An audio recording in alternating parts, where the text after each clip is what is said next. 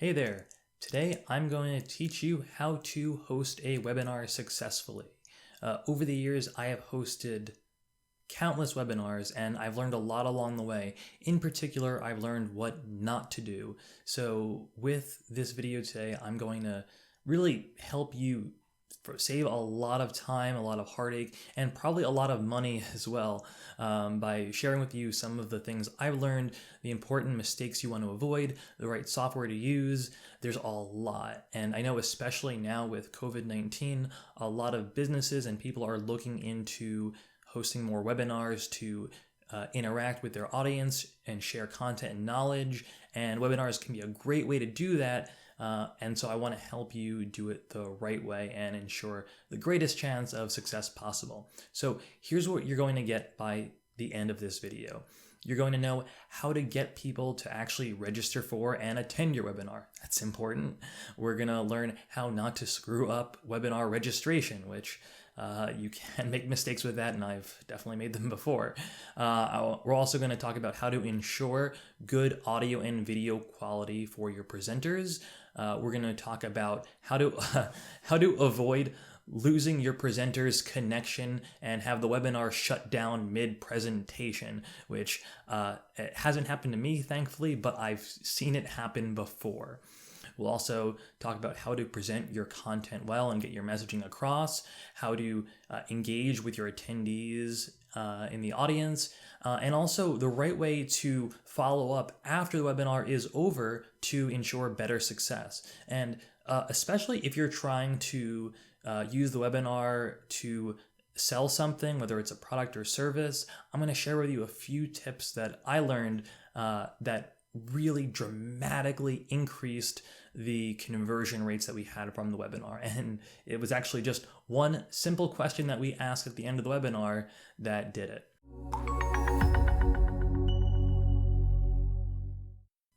Before we dive in, hey, I'm Andy Cabasso from Offsprout and Postaga. You can learn more about us and what we do in our description in this video. Also, if you haven't yet, please like and subscribe to this video and the channel. So first thing I want to get into when we're talking about webinars is really the main mission of this. Why are you doing a webinar? The reason I ask is that webinars can be a shiny object for marketers. Marketers can see that other businesses are doing webinars, especially now with coronavirus and everything, and they think, oh, maybe I should do a webinar. And I've definitely been there before when it comes to trying new marketing initiatives, wanting to do them because, well, I see other people are doing them and I hear that they're having success with them, so I want to try them out.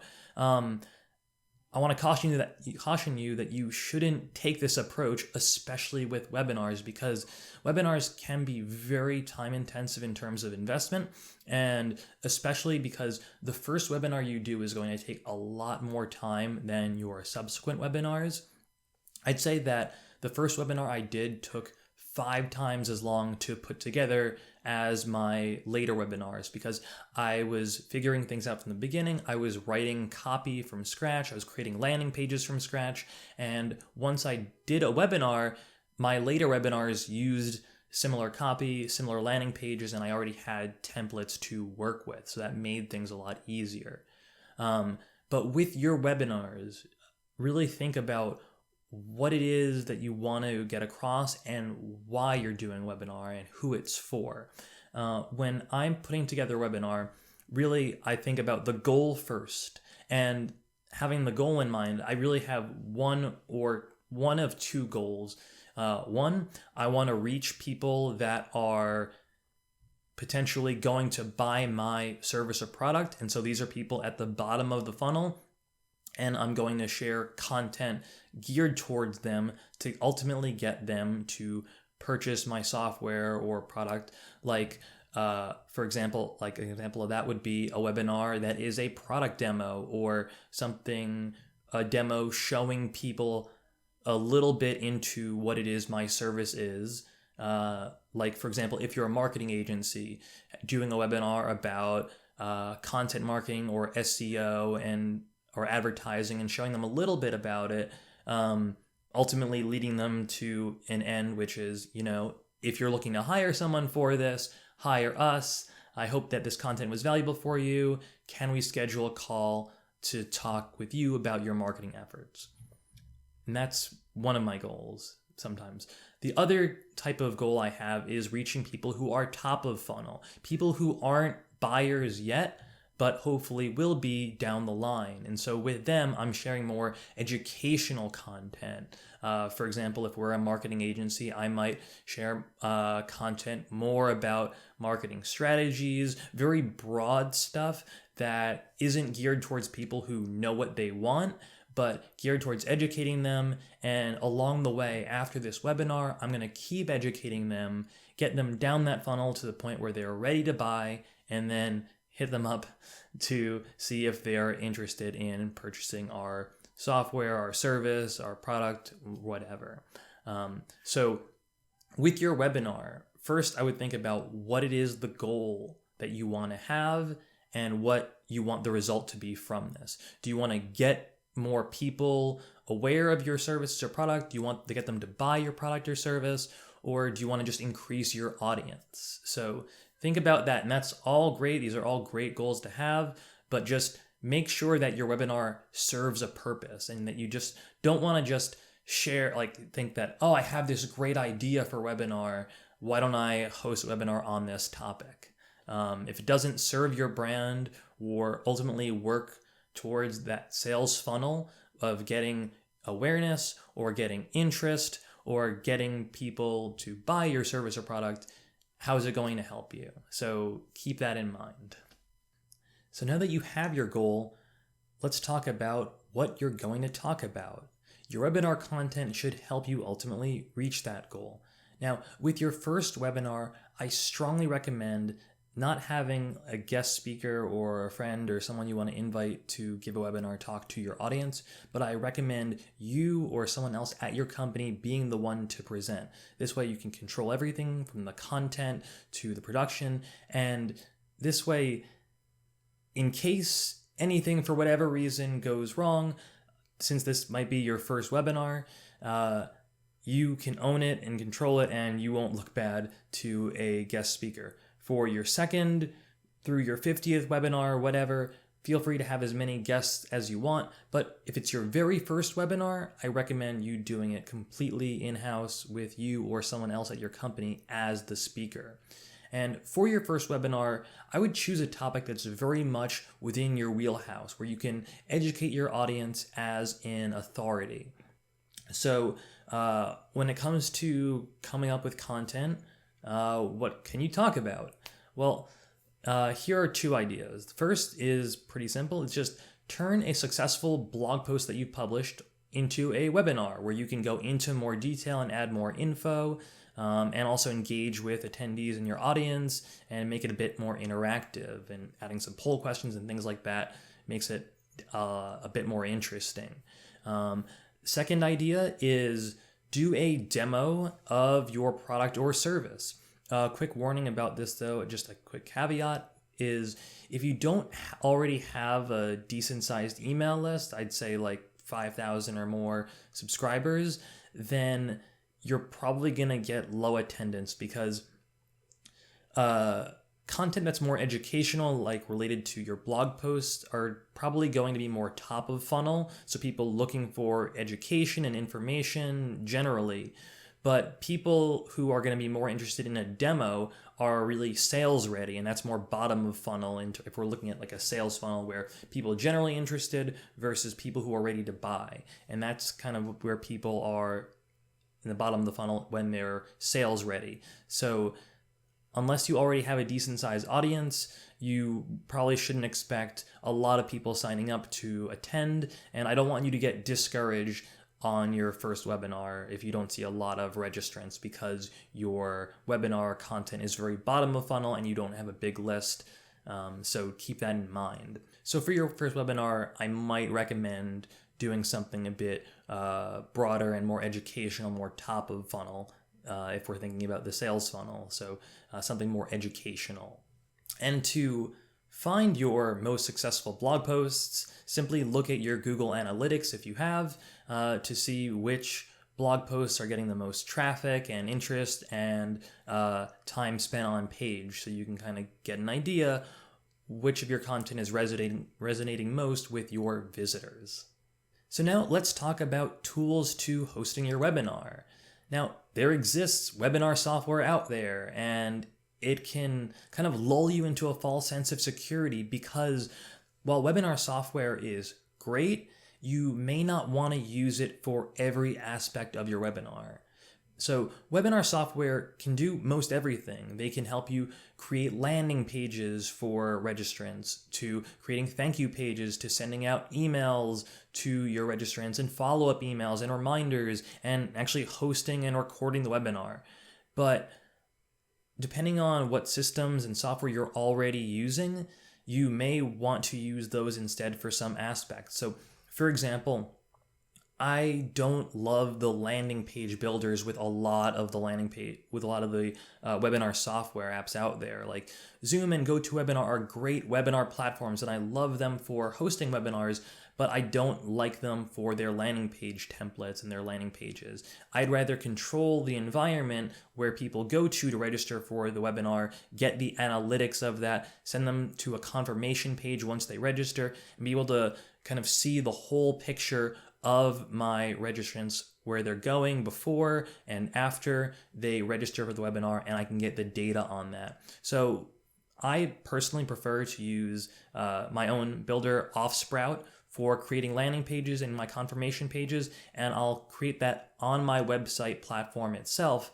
Now, I use the webinar software for hosting the webinar, but things like the landing pages, I'll use my own website, CMS in WordPress and Offsprout. So that's just an example for you. And it's not one size fits all. You know, the webinar software is easy to use, and for your first webinar, maybe you might want to use the webinar software for everything because it's quicker and it may be easier for you. But you're going to want to also do things like making sure that the webinar software you choose can integrate with and work with the software that you're already using. So as an example, you have an email list, and you're going to want people who register for the webinar to get on your email list. That's one of the main reasons that a lot of people do webinars, is to increase their email list and eventually try and sell to those people. If your webinar is not sales-based, but trying to provide education information, you may want to create an automation sequence of emails designed to inform and educate and qualify the subscribers to getting them to eventually maybe becoming sales leads and hopefully customers of yours. So that's something to think about. But no matter what, probably one of the most important things to think about when choosing webinar software is choosing software that works with your tools, and in particular, your email software. There are a lot of webinar apps out there, and if you were hoping that this video today would be an endorsement of one over the other, I'm sorry to disappoint you. Frankly, most of the webinar apps out there, from Webinar Jam, Webinar Ninja, Zoom, GoToWebinar, WebEx, they're all great. They're all fine. They all can put together webinars and make them run solidly.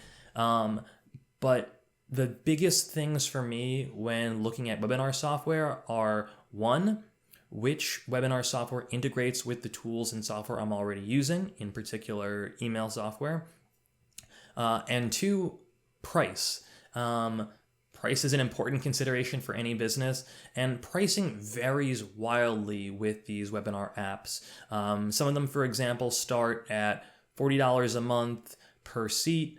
Some are $99 a month per seat for up to 100 registrants, for example. It varies a lot, but kind of the base price points focus around dollars per month per seat for your first 100 attendees, and then more, obviously, after that. If you're trying to gauge how many attendees you're going to have and what tier you need, for the most part, I would really just recommend starting out with the lowest tier, and if you are in the great situation where you have over 100 attendees, kudos to you. I've done webinars before where we had a list of 10,000 people and we're averaging about 70 people on a webinar. Depending on the content of the webinar and how engaged your email list is, it can vary, but just keep that in mind. One last thing, if you're watching this video in 2020, I'm actually shooting this video in late March 2020. With COVID-19 going around, a bunch of the different webinar apps are having promotions. I wanted to single out WebEx as an example. I'm not getting paid for this or any affiliate link or anything like that, but WebEx has a very generous free tier. Right now they're offering up to 100 attendees for free with no time limit. Obviously, eventually they want you to become a paid user, but if you're looking to get your feet wet and see webinar platforms and how it works to run them, that WebEx deal is really generous. Every webinar platform charges you something to host a webinar for up to 100 attendees. And whichever tools you end up going with, make sure to do a complete test run before you put out your webinar for real registrants to sign up for and attend. What I do whenever I demo webinar software, I create my own test event. I create my own landing pages, my confirmation pages, my email sequences, and I just send them to me as one person to test them out. I'll then test out the registration workflow to make sure that I can register for the event, that I can get the confirmation email, and that I'm appropriately tagged in my email marketing software as someone who has registered for this webinar. And then I'll run the webinar to check it out. Aside from the webinar platform itself, there are some other components you will need to pull off the webinar. While you can, as I mentioned before, use the webinar software for nearly everything, there are some things that you may want to use third-party software for. If you're going to go all out and make a great webinar, I recommend using the best tools that you can. So you'll need to create a registration landing page. You can use that with webinar software or third-party software. Registration confirmation page also can be done with webinar software or third-party. Confirmation emails, promotional emails, and that I would absolutely recommend using your regular email marketing software, whether you're using MailChimp or ActiveCampaign, which is what I'm using, or HubSpot, whatever you're using to send emails to your list, use that to send out your promotional emails to get people to register. Also, you'll need to do social media promotion to further promote your webinar. And one thing that I recommend that isn't the most common, but I like to create a blog post for my webinar to promote it. It's completely optional, but I recommend it, and you put that on your website's blog.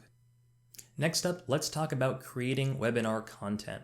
I like to batch this together as much as I can up front with as much lead time as I can, because when you're putting together the webinar, there's a lot of content that we're going to need. For example, you need to know what you're going to say, an outline for your webinar. You need promotional emails. You need blog posts. You need landing pages. You need social media posts. You need ads if you're doing paid advertising.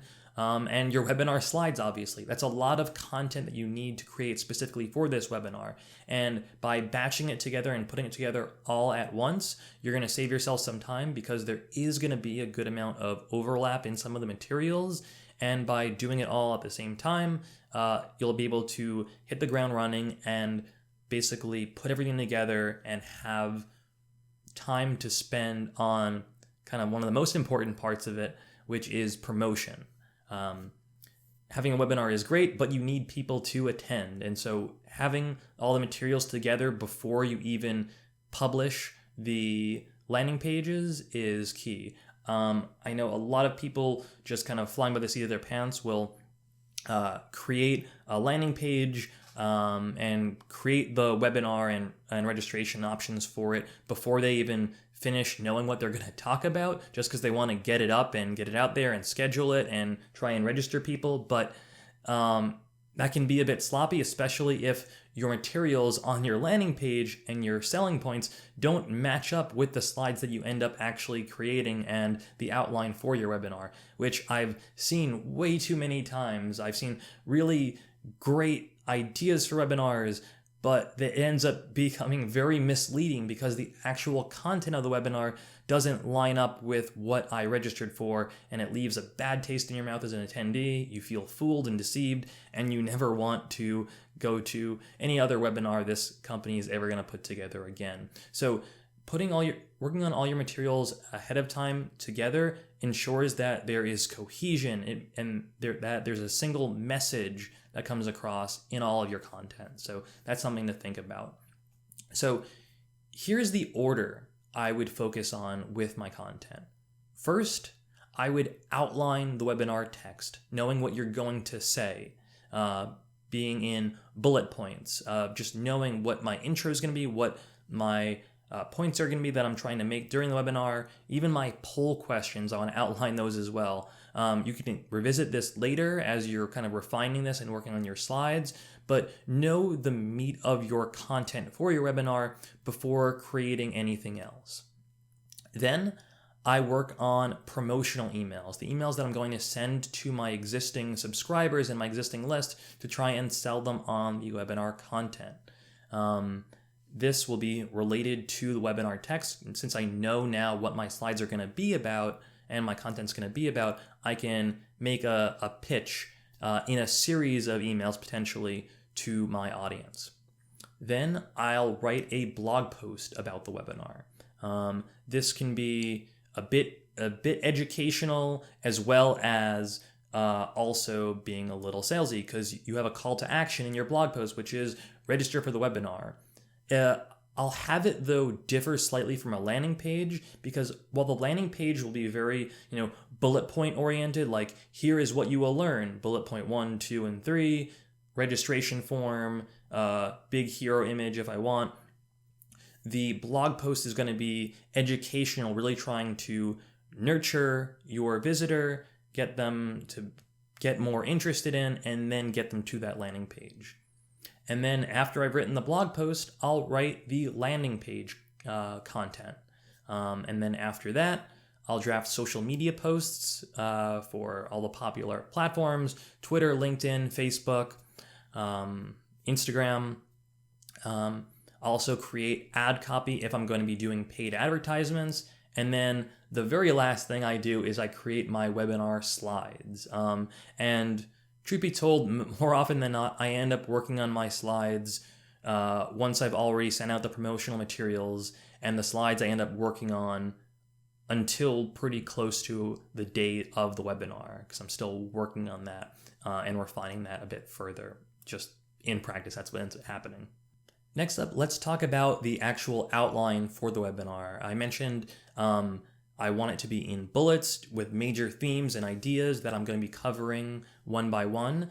I don't recommend doing word for word what you're going to say in your webinar, like writing it all out, because frankly, it tends to come off as robotic. If you are reading something, reading like line by line what you're going to say, it really comes off robotic, and it's hard to get interest from your audience. If you've ever seen a speaker at a conference or an event who is reading slides, you can tell how not dynamic it is. There's no engagement. It's just them looking at their paper, reading it off, kind of often monotone. But having bullet points makes it so this person is like reminded, oh, this is the point I want to talk about, and I could talk about it in a more conversational tone, adding in elements that I think are relevant, and gauging the crowd and the audience and seeing if they have anything that they are curious about, and I can work with that and make it a bit more interactive rather than just me versus paper. So we also have an accompanying blog post for this that I'm sharing in the description and notes of this video, but here is kind of the outline that I usually have for every one of my webinars. The first thing is a welcome and introduction and a title slide, which I'll have displayed when people enter the webinar room so they know that they're in the right place. I also like to note for my intro slides that I'll basically to note to myself to remind people to say, if you have any questions during this webinar, please feel free to use the Q&A tools in the webinar, and we'll get to those questions as we can. And we'll also mention this webinar will or will not be recorded to share later in case you miss something. Just a very brief introduction to the topic so people know they're in the right place. Oh, and also with the intro, you want to thank people for coming and thank them for giving their time today. Next slide will be the bio. With the bio, I just like to keep it simple. Your photo, as well as a brief bio of you and your company, and showing your credentials to your audience to build that credibility so they know that you are an authority on this topic. Next point is introducing the problem. What's the issue that you want to talk about today? Why is it a problem? And then we're going to get into the solution or the real meat of the material, which is your talk about whatever it is.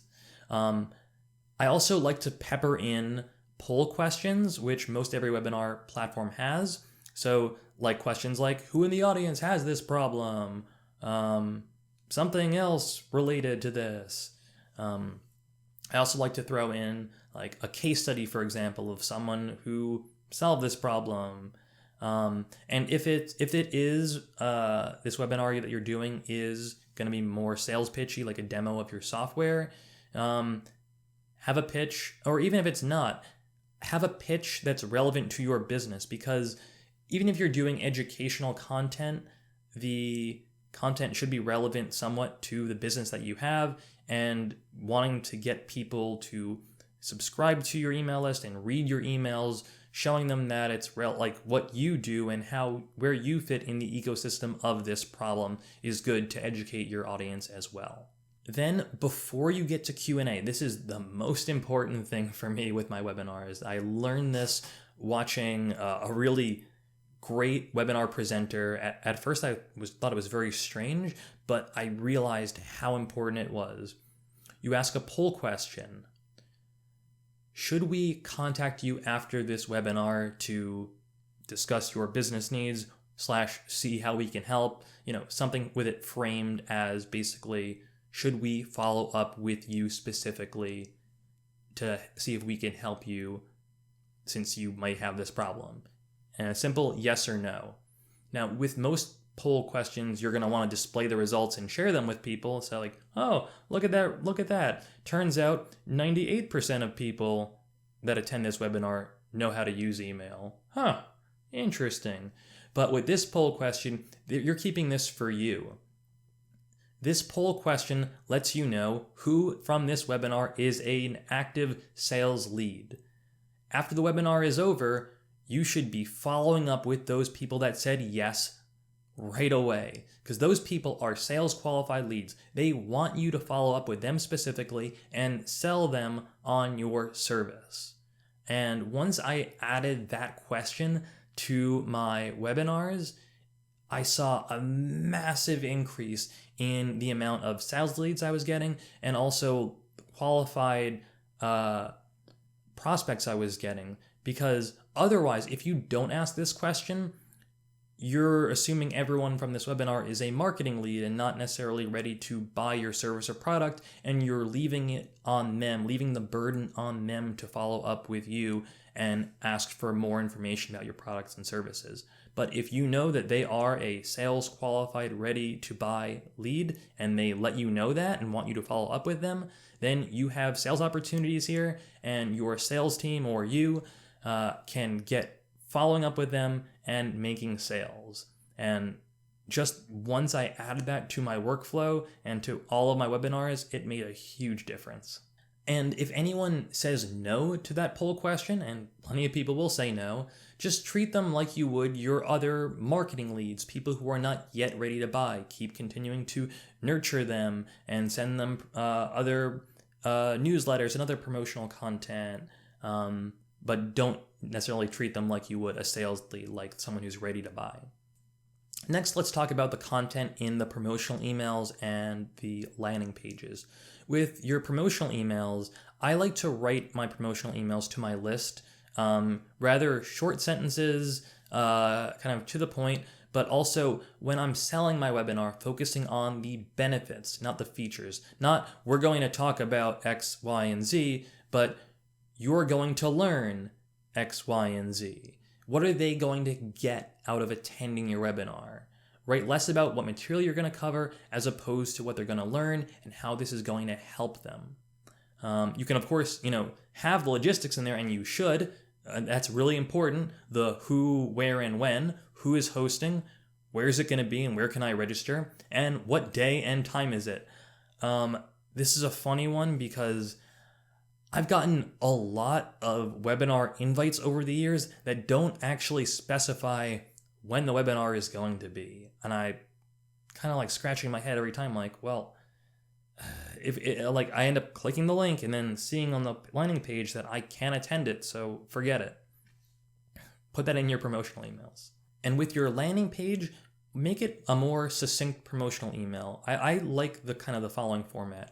Up top, I have a hero area with the title of the webinar. Then below that, I'll have a couple of bullet points, what you're going to learn, what the webinar is about, who should attend, and then the logistical information, day and time, who is speaking with a little photo of them alongside that. And then very big and prominent, the registration form so people can register.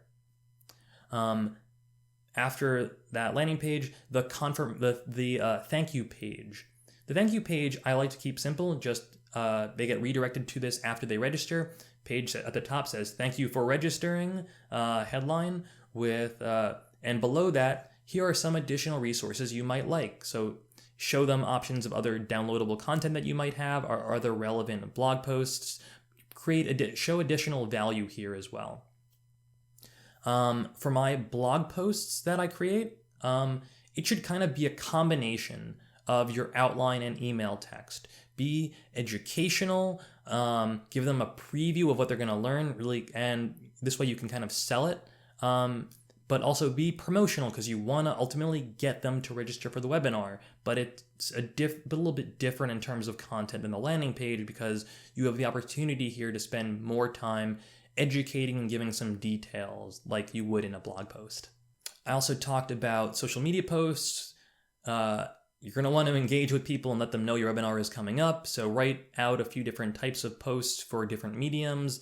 Obviously, if you're using Twitter, and Instagram, you want to use hashtags. If you're using Facebook, you may not want to use hashtags. So write for the mediums that you're going to be using.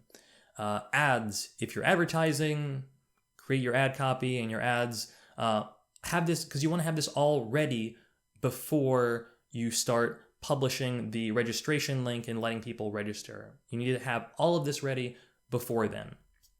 And then the last thing is creating your webinar slides.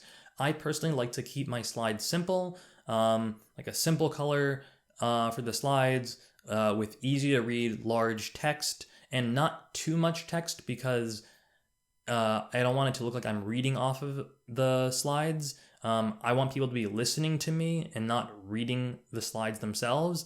Usually on my slides, I'll have relevant imagery or graphs or charts. But really most of the content should be coming from my voice that people are paying attention to. Here's a tip and also a hard truth. Many attendees will not be looking at your slides. They're going to be passively listening to your voice that's coming from another tab in their web browser while they do other things on their computer. I mean, you might be watching this video now, or you might be listening to my voice while you're in another tab in your web browser or doing something else on your computer. And for a lot of webinars, though, it doesn't necessarily negatively affect the attendee's experience. Many webinars have content on their slides that just really parrots the presenter's speech, so the webinar can just work just as well as audio for that matter.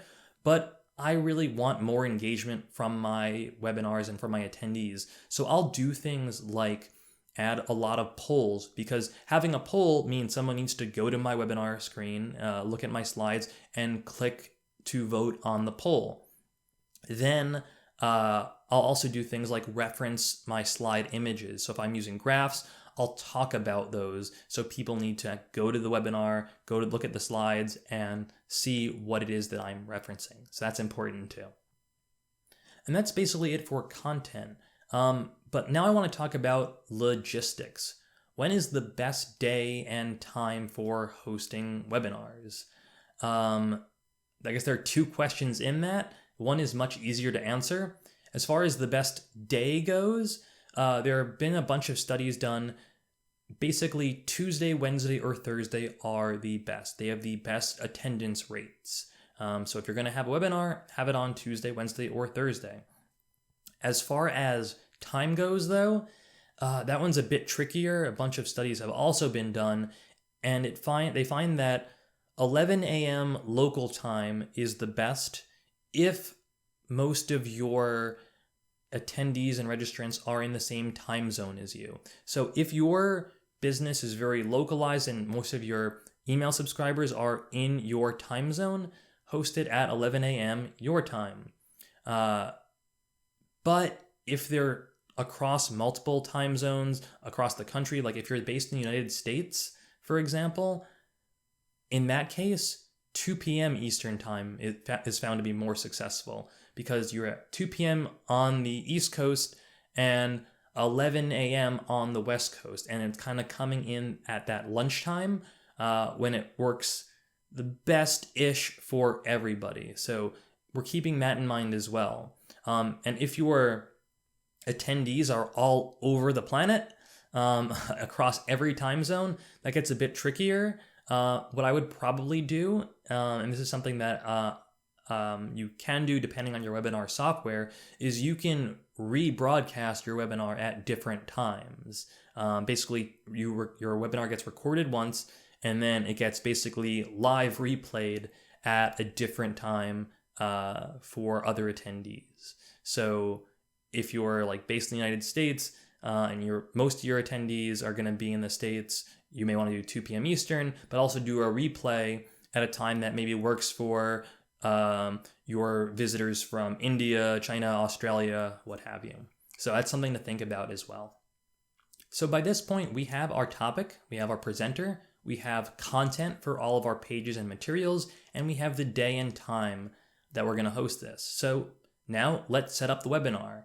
And we're going to test out the workflow to make sure that our invitees can actually register. So here's what you're going to do. First, you're going to go into your webinar software and you're going to schedule the event and then make it live. Then you're going to create your one-page landing page and your confirmation page. You're going to set up your email software to tag registrants for your webinar once they register.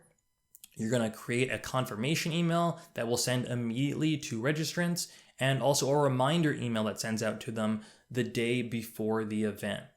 You should also set up Google Analytics to be able to track registrants, and to basically to also have it set as the destination, a goal, with the destination being your confirmation page. So you can see how many people have registered based on my Google Analytics data. You're going to get that data as well from the software, because it's going to tell you how many registrants you have, but I also like to simultaneously set that up as a goal in Google Analytics to get that data there and better track my visitors and subscribers. After that, I like to test out the registration on the landing page, confirm it works, and confirm that I'm getting that confirmation email, that I'm going to the confirmation page, and that I'm getting my contact tagged appropriately in my email marketing software. And then review your email marketing software to ensure that everything got tagged appropriately. And there you have it. So now, at this point, your webinar registration is live and you've tested it out. And now anyone can register. They'll get the confirmation emails, they'll get the follow-up emails. And now it's time to promote this and share this with the world. So here's what we're going to do with promotion. We're going to schedule the posts on social media using a tool like Buffer or Hootsuite to schedule the blog posts. We'll then publish a blog post about the webinar on your blog. And then we will do our promotional email series sending to our subscribers. I like to have one initial email just about the webinar to let people know, and then I'll send an email a couple days before the webinar to specifically people who did not register. And if you have your registrant data in your email marketing software, you know who they are, which is great. So then you can send an email just to people who have not registered to sell them on it and hopefully get them to register this time around. And also at this point, if you have a budget, now I would have advertisements going to promote registrants to sign up for the webinar. As far as ad platforms go, I personally prefer Facebook ads. I've had more success with it than the other platforms out there, so I like it.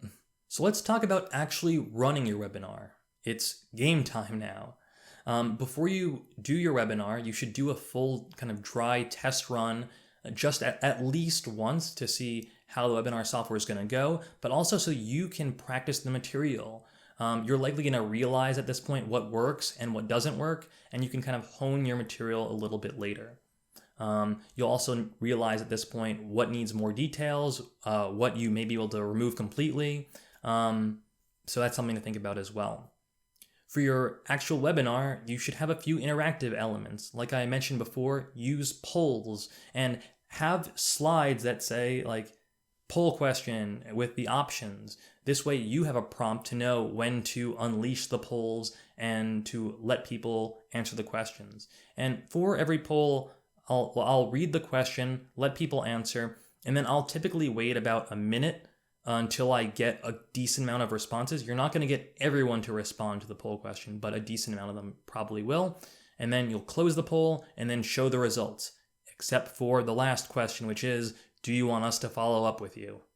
So for the actual webinar, also, one thing I like to do is plant fake Q&A questions from the audience. Now, you might be wondering, like, why would you do that? But here's the thing. Sometimes your webinars get relatively low attendance and don't get great questions, and other times you can get questions, but they're very technical and specific to one person in the audience that it wouldn't be relevant to everybody else.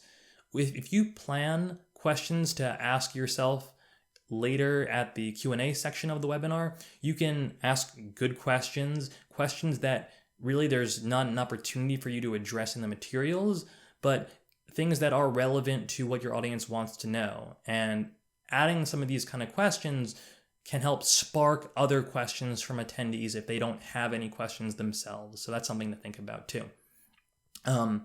Oh, and that reminds me, we're talking about the end of the webinar right now, but the beginning of the webinar. You should make your webinar live about 5 minutes before. So go to the webinar, log in 5 minutes before your scheduled start time, and then let people come in, because you're going to have some people that are early and some people that are a little late, and show your title slide and let people know that they're in the right place, and you're going to get started in just a few minutes. When it comes to actually starting your webinar, start it like a minute late. So if it's 2 p.m. Eastern, start the actual content at 2:01, because you are going to have people that are showing up about a minute late. But after that, people getting impatient, it's time to get the webinar started. So now let's talk about some other tips for hosting a webinar.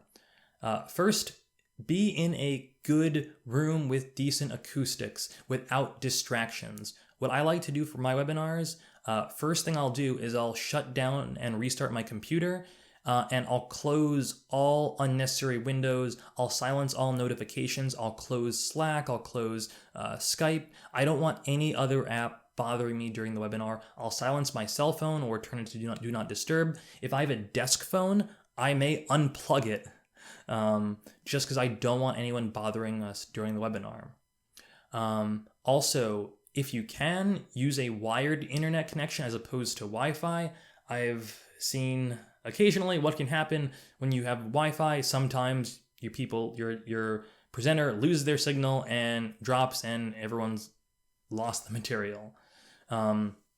Wired tends to be a bit more reliable than wireless, and you don't want to have choppy audio with an audience of 100 people waiting on you. As far as audio goes, don't present with a telephone. A lot of apps like GoToWebinar, for example, gives you an option to call in if you're a presenter, but the audio quality with it is terrible. It sounds like you're calling in from a phone. If you ever like listen to the radio and hear a call in and the audio sounds terrible for people that are calling in, it's like that.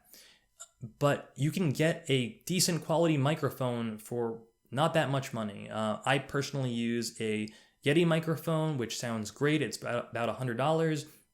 The Snowball, also by the same company, Blue, is about $50 last I checked, and it sounds great as well. You can even, and I've also done this before, use your earbuds that you have for your phone that have a little microphone in them. Honestly, that has also sounded better to me than the computer's onboard microphone or the call-in, which I, again, never do. One last thing about the space that you record the audio in. A few of my one of my webinars I recorded while I was working out of a WeWork, and I was in a conference room, and the conference room had these glass walls. The problem is glass bounces audio and it like sounds very echoey. So try and minimize that. Like it sounded like I was just in this hallway. It sounded terrible. My voice was reverberating and everyone complained about it, and I could see people coming in, listening for a little bit, and then leaving because my audio quality was so bad. Audio quality really matters more than video quality. Audio quality is the most important. If your audio is cutting out or glitchy, people will get frustrated and leave. So that's really important that your audio quality is decent. So those are my main tips for presenting your actual webinar. And once your webinar is over, there's another key piece that we want to talk about, which is follow-up. Your first priority after your webinar is over should be your sales leads. These are hot opportunities for you. Don't drop the ball. Immediately after your webinar is over, you can download the webinar information from your webinar software to see who attended, what answers they had to your poll questions. Get that information and then enter those people into your CRM, the ones who said yes, and give those as sales opportunities to your salespeople and have them reach out as soon as possible. If you can reach out same day, within an hour after the webinar is over, more power to you. This is very important because this is where you actually make money related to the webinar if you're trying to sell a product or service.